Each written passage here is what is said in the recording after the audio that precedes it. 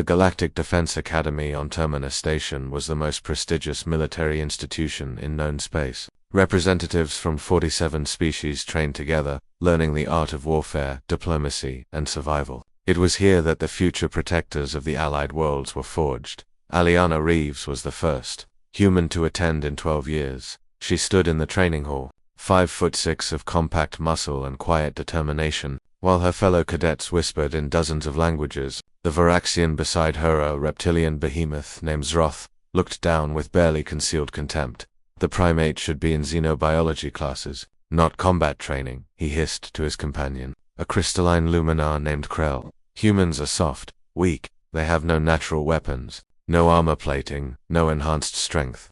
Aliana heard every word. Her translator implant made sure of that. She said nothing, simply continued stretching, rotating her shoulders and loosening her hips. Instructor Kavik, a four-armed Orthony veteran, entered the hall with the fluid grace of a predator. His black eyes scanned the assembled cadets. Today we begin practical combat assessment. You will spar in pairs. I will evaluate your technique, your adaptability, and your warrior spirit.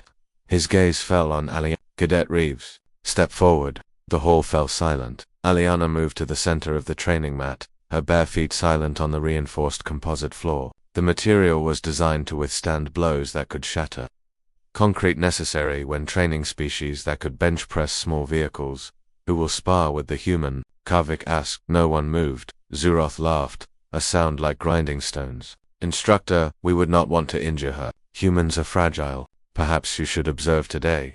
Other cadets murmured agreement. The Korathi, the Silenthians, even the normally diplomatic Astrorenal found reasons to decline. In their eyes, Aliana saw not just dismissal, but pity. She was the weak link, the diversity admission, the species that had only just achieved faster-than-light travel, while others had been exploring the stars for millennia. James Park, the only other human at the academy and Aliana's closest friend, stood at the edge of the hall. He was in the engineering track, but he'd come to watch her first combat class. His face was tight with anger. Aliana, he called out. You don't have to, she raised a hand, cutting him off. Then she turned to Instructor Kovic. Sir, permission to demonstrate. Kovic's eyes gleamed with interest. Demonstrate what, cadet? Why they should spar with me.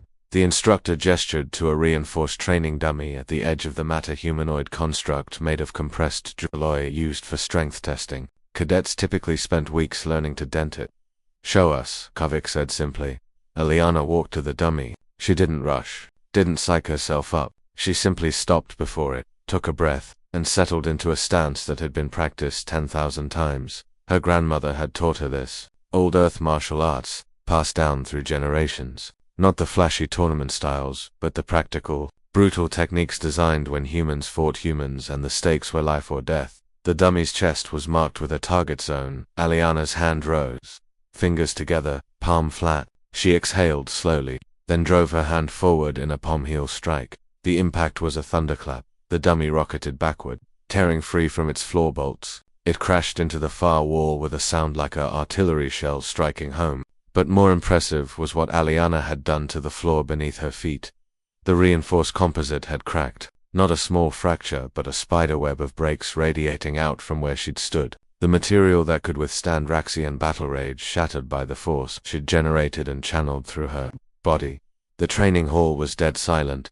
Aliana turned back to the assembled cadets, not even breathing hard. On Earth, we don't have armored skin, we don't have claws or venom or enhanced healing, so we learned to make every part of our body a weapon. We learned to generate force, to focus it, to deliver it with precision. She looked directly at We learned that strength isn't what you're born with, it's what you build, what you practice, what you perfect. Kavik approached the cracked floor, running one of his hands over the damage. His expression was unreadable. Cadet Reeves, explain the physics of what you just did. Sir, humans are endurance hunters. Our entire skeletal and muscular structure is designed for efficiency. We have more slow-twitch muscle fibers than fast-twitch, which means we can't match Vraxian burst strength. But we can transfer kinetic energy through our entire body, legs, hips, core, shoulder, arm in a kinetic chain. That's not alien to this galaxy, but humans have refined it for thousands of years in martial arts. She gestured to the dummy.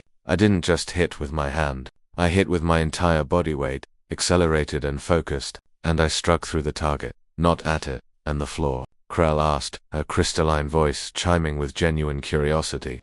Newton's third law. Every action has an equal and opposite reaction. The force I delivered to the target had to come from somewhere. I rooted myself and drove through the floor. Most species here are stronger than humans in raw terms, but they don't need to understand force transfer like we do. It's a survival adaptation. Zroth stepped forward, his earlier contempt replaced by something else, respect, and a hint of caution. I will spar with you.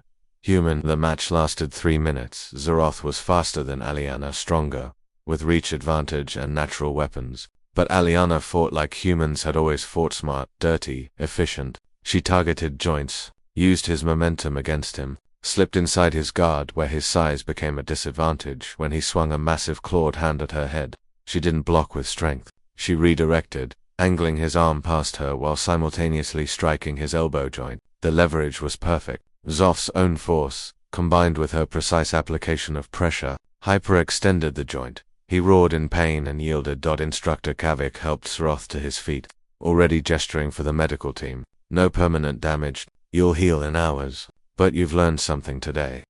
He turned to address the entire hall. Many of you come from warrior species. You have natural advantages. But Cadet Reeves comes from a species that had to become dangerous. They had no other choice. They faced extinction countless times on their world, from predators, from each other, from their own environment. So they learned, they adapted, they built entire philosophies around turning weakness into strength. James caught Aliana's eye and grinned. She allowed herself a small smile.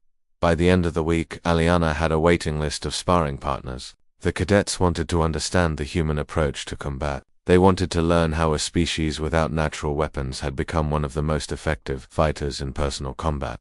Months later, when the Academy hosted the Inter-System Combat Tournament, Aliana made it to the semi-finals before losing to a Karothi champion. But it wasn't her loss that people remembered. It was the cracked floor in the training hall, preserved now as a reminder. There was a plaque beside it, installed by Instructor Kavik himself. Strength is not given. It is earned. It is practiced. It is perfected. This mark represents the human way, the way of those who refuse to accept their limitations. James stood with Aliana before the plaque during their graduation ceremony. You know they're going to teach human martial arts as an elective next year, right? You started something. Aliana shrugged. Good. Maybe fewer people will underestimate us. They won't underestimate you anymore, James said. The cadet who cracked the floor with her bare hands. Aliana looked at the spiderweb of fractures, remembering that first day, the dismissal in their eyes. The assumption that humanity was weak. We're not the strongest, she said quietly. We're not the fastest. But we've spent millions of years learning how to survive despite that. We've turned our limitations into our greatest weapon: adaptability. She turned away from the plaque, toward the graduation ceremony where representatives from all 47 species waited. Let's show them what else humans can do.